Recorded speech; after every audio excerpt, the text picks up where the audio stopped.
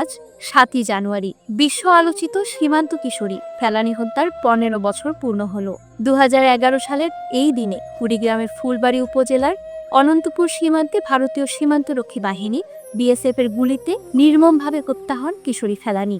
ঘটনার পর দীর্ঘ ৪.৫ ঘন্টা কাঁটাতারে ঝুলেছিল ফেলানীর মৃতদেহ। ছবিটি ছড়িয়ে পড়লে বিশ্বজুড়ে তীব্র প্রতিক্রিয়া সৃষ্টি হয় এবং মানবাধিকার সংগঠনগুলোর সমালোচনার মুখে পড়ে ভারত। ঘটনার ২ বছর পর ২০১৩ সালের ১৩ আগস্ট ভারতের কোচবিহারে বিএসএফ এর বিশেষ আদালতে বিচার শুরু হয়।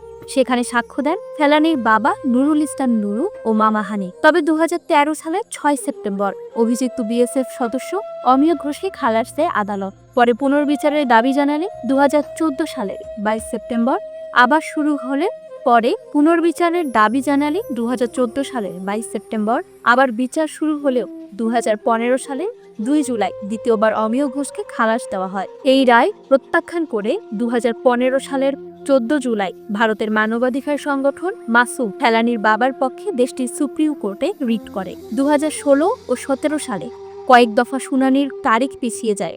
২০১৮ সালের ২৫ জানুয়ারি শুনানির দিন থাকলেও তার হয়নি। এরপরও একাধিকবার শুনানির তারিখ নির্ধারিত হলেও বিভিন্ন কারণে মামলার নিষ্পত্তি আজও হয়নি। ফেলানীর পরিবার অভিযোগ করেছে, বিগত আওয়ামী লীগ সরকারের অবহেলার কারণে তারা বিচার থেকে বঞ্চিত হয়েছে। তবে তারা নতুন সরকারের কাছে ন্যায় বিচারের আশায় বুক বেঁধে আছেন। এদিকে স্থানীয়রা বলছেন, সীমান্তে হত্যা বেড়েই চলেছে। ফেলানী হত্যার বিচার দ্রুত হলে ভবিষ্যতে এমন হত্যাকাণ্ড কমবে বলে মনে করেন তারা। তাদের দাবি, সীমান্ত হত্যা বন্ধ করতে দ্রুত কার্যকর উদ্যোগ নিতে হবে। দ্য ডেইলি কসমিক পোস্ট বাংলার প্রতিনিধি ফেলানীর বাবা মার কাছে গেলে তারা বলেন, আমি ফেলানীর বাবা, যে ১৫ বছর হয়ে গেল আমি আজ যাবত বিচার পাইনি। আমি এখনো বিচার অপেক্ষায় রয়েছি। আচ্ছা, সীমান্তে দেখি এখনো মানুষ মারা যেতেছে। আমি চাই না যে আমার মতন মানুষ, যে ফেলানীর বাবা ১৫টা বছর ধরে কাঁদতেছি, এখন চাই না যে আরো অন্য মা বাবা কান্দুক। আমি সীমান্ত হত্যা বন্ধ চাই। যেরকম আমি পাখির মতন আমার মেয়েকে ফেলানীকে গুলি করে পাখির মতন মেরে ঝুলিয়ে রাখছে, এরকম যদি না হয়, আমি বর্তমানে যে সরকার আসুক, সেই সরকার আগে ফেলানী বিচারটা আগে করতে লাগবে। ফেলানী বিচারটা যদি হয়, তাহলে আর সীমান্তের মধ্যে এরকম মানুষ মারা যাবে না।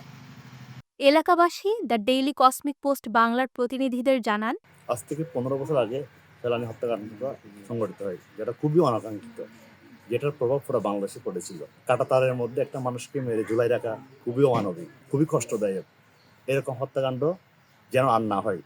আমরা চাই এটা সুস্থ একটা বিচার হোক। ১৫ বছর থেকে বিচার উদ্ঘাটন চলতেছে, কিন্তু বিচারটা এখন পর্যন্ত শেষ হয় নাই। আর আমরা খুবই আতঙ্কিত থাকি, আমার মা বোনেরা আতঙ্কিত থাকে। ফেলানীর মতো আর কোনো মা যেন না মারা যায়।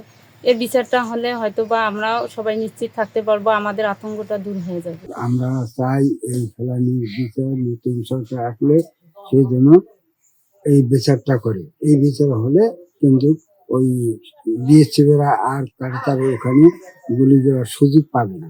এই যে নতুন সরকার যে আসবে, তার কাছে আমার আবেদন, এই ফেলানী হত্যার বিচার চাই।